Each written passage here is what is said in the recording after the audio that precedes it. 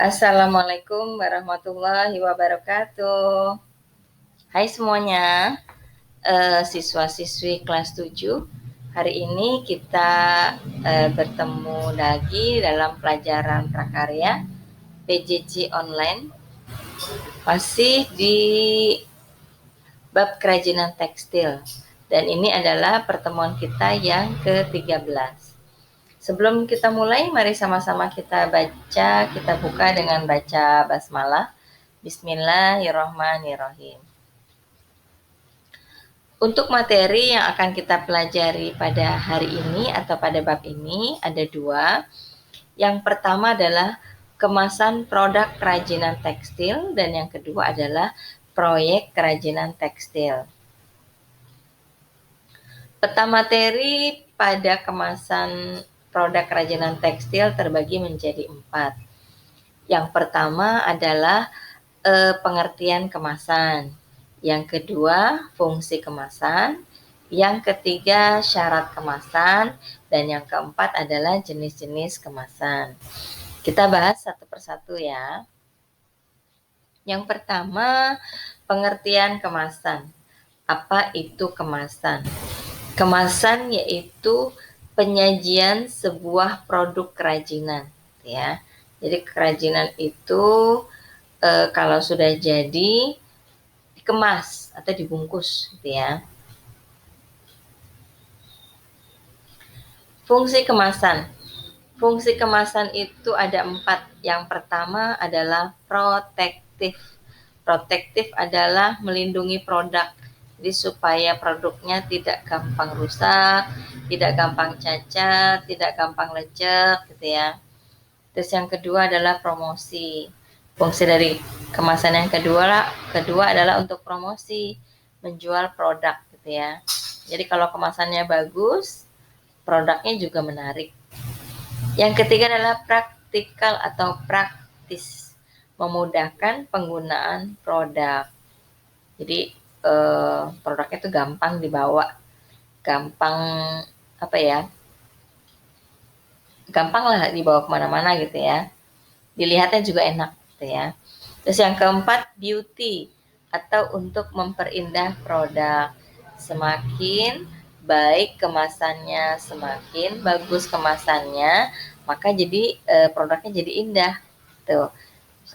Walaupun produknya murah, tapi kalau dikemas secara bagus, itu mempunyai nilai jual yang jauh lebih tinggi. Sekarang yang ketiga, yaitu syarat kemasan yang baik. Syarat kemasan yang baik itu ada beberapa kriteria. Yang pertama, dia tidak mengandung toksin atau racun. Terus yang kedua, biayanya rendah atau murah.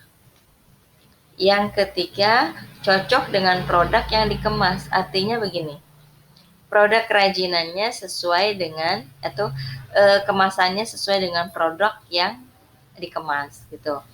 Contohnya, misalkan kita jualan baju, jualan produk kain, tapi dikemasnya dalam bentuk kemasan makanan. Kira-kira cocok nggak? Iya, nggak cocok ya. Oke.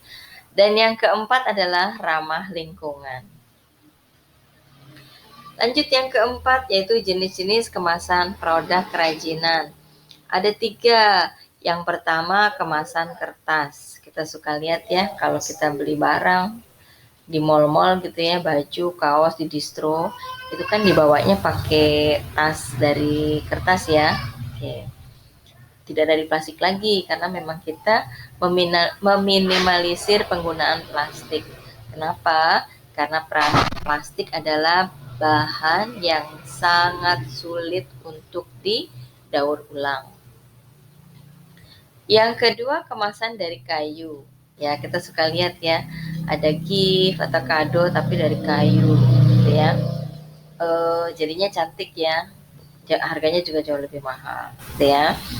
Kemudian ada lagi kemasan plastik. Nah, yang biasa itu menggunakan plastik mika transparan. Jadi barangnya itu kelihatan dari luar gitu ya. Jadi lebih menarik gitu kan. Oke. Nah, di sini ada contoh-contoh kemasan untuk kerajinan tekstil seperti tadi ya. Ini tas kardus. Nah, ini sudah menggunakan desain-desain. Ketika nanti kalian yang jago desain apa, desainer gitu ya, bisa nih dari kertas kardus itu kamu desain, ditulis macam-macam, kemudian dikasih aksesoris, kemudian dikasih apa namanya, gambar-gambar gitu ya. Oke, jadi harganya atau produknya jadi lebih lebih menarik gitu ya, tas kardus. Nah, ini adalah good goodie bag, goodie bag, goodie bag, goodie bag. Oke. Nah, yang ini nih yang lebih aman sekarang. Kalau di mall-mall sekarang, kalau kita nggak bawa plastik, kita dikasih ini ya, goodie bag. Oke. Nah, ini yang tadi yang Ibu bilang tadi, mika transparan. Di dalamnya produk kerajinan, tapi dikemasnya lihat pakai kardus. Kardusnya dibuka ya, terus dikasih pita. Jadinya lebih menarik. Ini kardus dikasih pita. Oke. Nah, itu tadi untuk kemasannya. Nah, sekarang kita akan lihat ke bentuk kerajinan atau produk kerajinan yang berasal dari tekstil. Nah, yang Ibu kasih contoh adalah dari bahan flanel.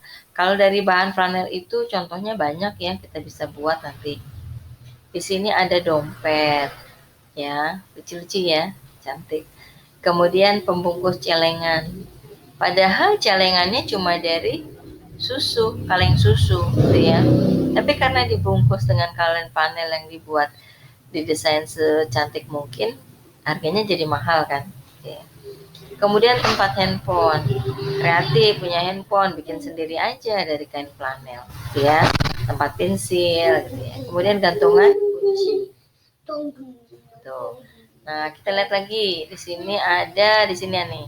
Di sini ada frame foto. Kemudian ada tempat pensil, ya. Tempat pensil kamu buat dari kain flanel. Kemudian di sini lagi lihat nih. Ada tempat tisu. Ini adalah beberapa contoh produk hasil kerajinan tekstil dari bahan flanel. Nanti tugas kalian adalah membuat proyek, ya. Tugasnya membuat proyek kerajinan bahan tekstil, terserah mau dari bahan flanel, mau dari kain-kain bekas, kain perca, boleh ya. Dibentuk apa terserah. Kemudian kalau sudah dibentuk, kalian juga harus pikirkan bagaimana cara mengemasnya supaya mempunyai nilai jual tinggi gitu ya.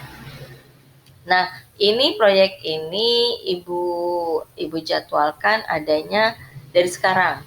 Nanti dikumpulkan di akhir November sebelum pembagian rapot gitu ya.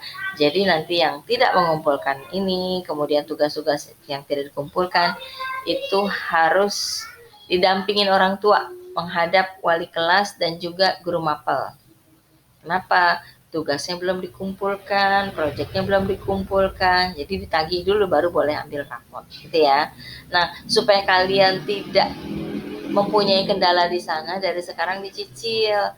Kan Ibu sudah kasih tuh perpanjangan waktu, remet Ibu kasih, kamu manfaatin sebaik-baiknya gitu ya. Tuh, mungkin ini saja materinya. Untuk proyeknya nanti kita akan bahas pada saat kita Zoom ya. Jadi nanti kita bisa diskusi, kalian bertanya, Ibu jelaskan. Jadi mungkin pertanyaannya antara satu siswa dengan siswa yang lain sama. Jadi Ibu akan menjelaskannya saat pertemuan Zoom.